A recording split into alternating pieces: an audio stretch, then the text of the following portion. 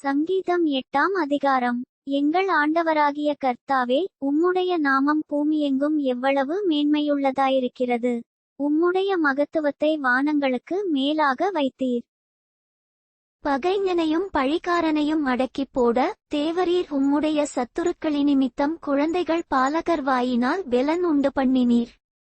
உமது விரல்களின் கிரியையாகிய உம்முடைய வானங்களையும் நீர் ஸ்தாபித்த சந்திரனையும் நட்சத்திரங்களையும் நான் பார்க்கும்போது, மனுஷனை நீர் நினைக்கிறதற்கும் மனுஷகுமாரனை நீர் விசாரிக்கிறதற்கும் அவன் எம்மாத்திரம் என்கிறேன். நீர் அவனை தேவதூதரிலும் சற்று சிறியவனாக்கினீர், மகிமையினாலும் கனத்தினாலும் அவனை முடிசூட்டினீர்.